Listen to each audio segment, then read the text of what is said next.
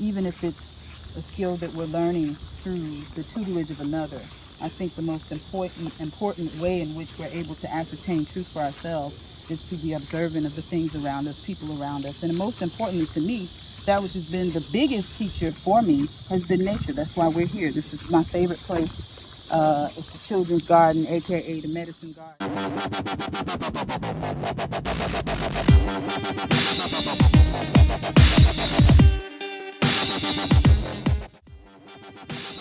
I met with the first interviewee of the very first feature article of Via Nobis Magz in the Children's Garden at the Clemson University Extension in Columbia, South Carolina. Even though she's a private person, she was open to being interviewed by Via. To run in her pack is like running with the wolves, focused, driven, and carefree. And with laughter and smiles, she's sharing some of her experiences, her way of embracing life, and what she has planned ahead. I'm Venecia, aka Venecia Runningwolf, for those who have known me a long time, Black Diamond, the one that had them bars. Venecia, I go by a lot of different aliases, but I've been here now, well, we came in 1997, and we were in a couple different places before that. You know, my father's military, so we traveled around a lot. Was here my junior and senior year in high school. From then just kind of grew into a lot of things, you know, really kind of stepped into my own in terms of some of my belief systems and what I felt to be valuable. Took a little time to travel and be away. Went to China for a few years with my daughter, and it was fantastic. I came back and had a new view on how to apply the things that I've learned in life. And so where I'm at right now is just application. It's application time. It's manifestation time. You make clothing, you make jewelry, you sing, you play instruments. You don't sing. You are a musical instrument, and you play them. And you do the jaguar and henna. Well, I think the first thing that I've learned through just kind of being is that it's important for you to be observant. You know, I think that's where we learn the most. Even if it's a skill that we're learning through the tutelage of another, I think the most important way in which we're able to ascertain truth for ourselves is to be observant of the things around us, people around us. And most importantly to me, that which has been the biggest teacher for me has been nature. That's why we're here. This is my favorite place. It's the Children's Garden, aka the Medicine Garden, aka the spot. This is where we come when we need to recharge and get our batteries nice and full and put our feet on the earth and ground. And been a lot of conversations out here, and tears and laughs and solar eclipses. It's been amazing. This is a beautiful place, and I've learned so much through just having the opportunity to be places like here. South Carolina is a beautiful state. We have tons of opportunities for people to really experience the glory of God through nature. It's magnificent. So that's the first thing, just to be observant. And that, you know, it takes time to step into certain aspects of yourself. It's like, you know, you have to witness a certain thing in a certain way, and then another facet appears, and then another facet appears. Your observation then feeds into that, and another facet appears. So, you know, I think it could have been maybe, you know, just as amazing anywhere. But since I'm here, you know, this place has a lot of magic with it. I mean, what inspires you to make the furniture? Better yet, what gives you that eye? Because I know where a lot of this stuff starts. Yeah. It starts, you know, to all real thrifters and curb hunters such as myself. We know what it is. It's like it's the ability to make beauty from something that another person feels is or deemed trash, unworthy. You know, it's really a type of tantra when you think about it. You know, I think that people really underestimate the power of beauty. Beauty in life, beauty in song, beauty in people, beauty in things. It's a really powerful medicine. And when we're allowed to express that and use it for what it also can be used for, which is a medicinal value, it can really become quite a thing. So with that, you know, the same kind of thing goes with the furniture.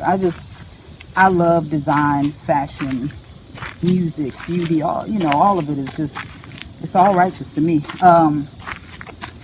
But the furniture is just that thing. It's like turning something that's bare. It's that blank canvas, and then just coming from the space in your mind that has the idea that says, hey, you go here, you go there. It's finished. It's a finished piece. It's beautiful. Colors, patterns. Some of it is, I feel, just kind of channeled from a place that I know intrinsically, because a lot of the design work is similar, but it's similar, but it's complex, but you can tell that it comes from a place of some knowing. Like, there's symbolism behind a lot of things. And it's really interesting because, you know, I'll be in the zone just kind of creating, and I won't even think about it until something will spark an interest to research what this design may possibly signify. And it's always on point. You know, it's always on point in terms of where I am in my life or what that piece represents. So, and that's the way all of the things that I do creatively, I'll kind of still take that same ride of discovery in terms of being born. You know, with a lot of creative pieces, they oftentimes call you to create them. So you just have to be open enough to heed the call. A daughter, my Anaya, and she's a philosopher, a writer, you know, a musician. She's an artist. And just the way in which she's able to see things blows me away every time. And I realized quite recently in my parenting, like, because, you know, as a parent, you always have those moments where you feel like, maybe, damn, I could have done this differently, or maybe I should have done this differently. Am I doing enough? Am I doing this right? We have those questions. And then it'll be those moments where I see her kind of step into herself in a way that is grand and magnificent. And I'm like, yes, you know. So it's like the life that you lead, the things that you speak, the ways that you think. Children grow more from that than anything, you know. They pick up on those things. They pick up on the ways, the mannerisms, the way of behaving and living. You know, all you have to do is be. So for me, it's not necessarily a hard balance. And I think the really cool thing about it is that she also has that spirit about her. You know, she has places she wants to go. She will ask me, well, we're going to go to India. She really wants to go to Jamaica. You know, so she has that free spirit about her that feels confident and courageous enough to explore the place that she lives and calls her physical home, which I think is really important for all people to have that level, that inquisitive nature about them. They want to see a little bit further. They want to hear a little bit more, feel a little deeper, because it just fills your well. So I think there's a nice balance. I think because you're a parent, it automatically gives you a certain level of moving differently than you would if you were not. And it's just a natural kind of thing. I don't really think I think of it disconnected. So I was doing the Hiagwa. I was doing the henna first. The Hiagwa came as a result because I don't even remember how I discovered that it was available. But I remember thinking, I really wish there was something that I could use that was a little bit darker, especially for darker complexions, that would work just as consistently as the henna would. Just my creative mind wanted to see the different colors on the skin, the blend of the two, to be able to work with that color in that way. And so I just kind of incorporated it into what I was already doing with the henna. And they kind of went hand in hand. It's kind of one of those things like you discover something when it's your time to discover it, to expand what you're doing. So, you know, that's what experiences that I brought back from China would probably be really understanding what it feels like to be in tune with doing a thing that is helpful to people and of sincere service, because I had the opportunity to teach when I was there. I was teaching high school, and they told me, I said, teach whatever you want. You know, whatever curriculum you want, you can teach it. So I decided I wanted to teach this curriculum about the science of mind and the ability to use affirmation work by your design. And I'm certified in hypnosis. So some of those ideas are completely parallel to the whole concept of affirmation working and manifestation, and just really working it from a mental perspective. So I decided to use what I had already learned from here to apply that there. And it was probably one of the most amazing experiences that I've ever had in terms of not only teaching, but just being of service. I was a teacher, it was my job, I was getting paid for it, under contract, all of that, but it was really an act of service. I saw the changes in the students, and when they were able to come back with such quick results and the gleam in their eye, it's just unforgettable. And they would be so excited. I remember there would be days when I would teach classes and I would walk into the door and they'd give a standing ovation because they knew what it was. Like, they knew today we gonna get that juice, you know. So and I mean, it was just an awesome feeling because you really saw a change in them. You really saw them get the opportunity to express those places within their heart that could have perhaps been silenced for whatever reason. They felt safe space. They felt there was space held for them to be able to move into that place of possibility. And that was probably one of the most amazing experiences that I've had, because it taught me to understand what it really feels like when you're in purpose. It's a feeling. It's like grace. It's like forgiveness. It's a feeling, you know, it's a knowingness. It's an inner understanding that is just ever present. When it's present, you know it's there, you know. So I could say that experience, and of course being able to be overseas as a musician, that was really interesting to me.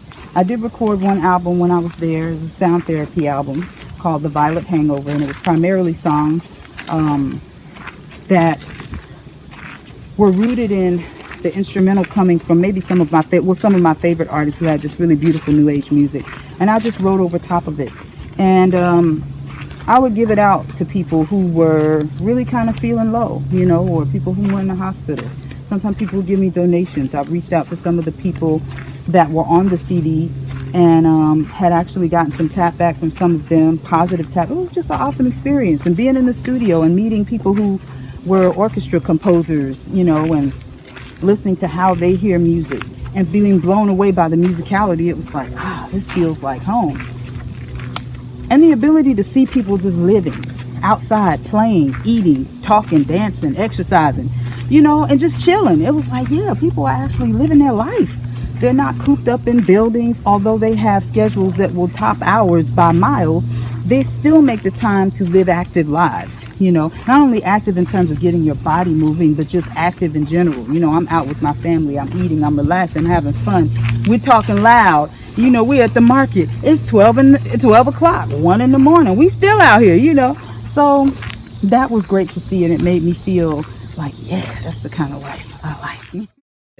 There are things that you want to do here with children. You mind telling me about some of those things? Mm-hmm. One of the things that I have in the works now is it's a children's market. And what this does is it provides the opportunity for children to see their communities support them and their economic endeavors. I think that's really important for young people to see, because a lot of the time the value is put on things that you have to grow into seeing. But when you're young, if you have creative talent, if you have the ability to make a crazy lemonade, you are a chef, you know, why shouldn't you see the success of what it is that you have to offer at every stage in life? So this gives an opportunity for them to come out, have that level of just sweetness filled within them as they are experiencing people support what they're doing. It's going to continue to just keep that percolating within them, that desire to continue to want to grow and build and create. That's really what I want to lay down as a foundation with this idea. You know, I want to have children whom are buskers. If you're musicians, I want you there. You know, I want whatever you make, you know, and I want them to control it. And I think it's going to be fantastic. I think there are so many children that would love the idea. I think it's a great opportunity for parents to bond with their children in a way that is effective, and it's going to have a real nice reverberation into their future. So that's primarily what I'm working on right now with kids. Okay.